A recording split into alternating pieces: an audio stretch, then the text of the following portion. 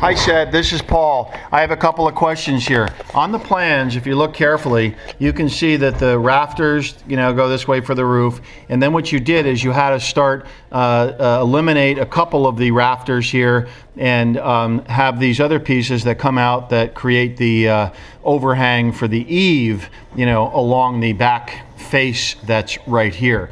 And I'm wondering if we can do it a little different way. And the best way to describe it, I don't have a pencil here, is we didn't really see this detail and we put the rafters in all the way up here, not thinking about it. And what I'd like to be able to do is go ahead and put like a 2x6 or 2x8 and just notch this outside rim joist here and bring the 2x6 into the first rafter that's there. And we can even put a joist hanger on it upside down, and this way when the lever of the weight is going this way, it can't pop up. Plus it really can't anyway, because the roof sheathing will be overlocking this altogether. So I don't know if that makes sense. So that's question number one.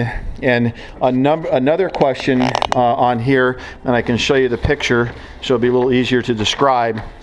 But in the, right here, you have got inside the roof, you have got the joist hung here, and then you've got this tie that goes, from one side of the roof to the other, I guess, at all the joist bays, and it's got a flat ceiling that's in here. Is there any way that, first of all, we could not put those in, or do they need to be tied together like that here? Is there any way to run a strap across here, something like that? Only because the owner was trying to get the effect of having this beam hang down, not have this flat roof, because as you recall, he has that beam effect here in his house inside, and he wanted to try and keep that. And if I go outside and I show you what it looks like now, let's see if I can get out of the sunlight for you here.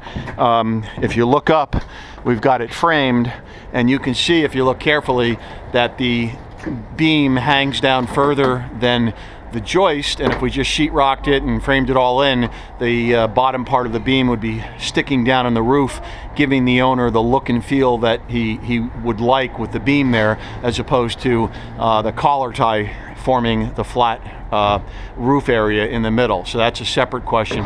And then you can see that we went ahead and we put the joists in, or the ceiling rafters in, all the way. And what I'm wondering is if we can't come in on this very outside, I don't know what you want to call it, rafter, rim joist, and the very outside one, and notch it. And if we put in a 2x6 or 2x8, and see if I can come over here and keep the picture here. So a 2x6 or 2x8 would be notched. Each place we need to have the piece coming out to support the soffit, whatever the spacing is, every 16 or 18 inches, and we just notch that outer rim joist, and we bring it back to the first interior joist in here, and we actually block it, 835 it, put a joist hanger. So basically that piece that is sticking out here is, I think you've got the idea by now, but is sitting on top of that outside barge rafter, whatever you want to call it, and it goes back to the next ceiling rafter, and it's tied in so it can't come out.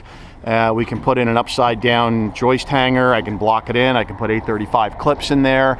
And also remember that it's going to be locked in place ultimately, because we're going to put roof sheathing over it that's going to tie it together. And the overhang out here is going to be about 18 inches. So the things that are supported by this 18-inch overhang, of course, is when somebody's putting on the roof, of course. And then the other part is this has to be stuccoed, the overhang, because any soffit or eaves that we put in by code has to be enclosed with stucco. So anyway, let me know if that makes sense, Seyed.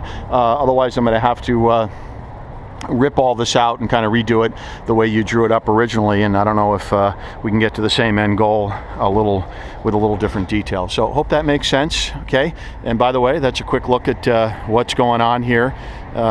We've kind of kept the same idea but modified the location of the windows a little bit here.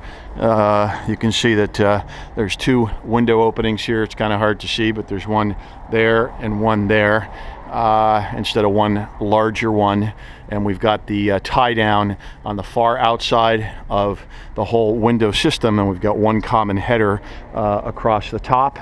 And over here, a little different than the one big window that was here before. We've got the same thing, 3 individual windows. That's the way they wanted it, but we have one big header going across with the tie downs on the far outside of either one. So anyway, there's a quick view of what's happening, and hopefully you can give me some feedback on this so we can continue on without any issues. So there's a picture of all that famous bolting and all the nice hardware that you specified on this.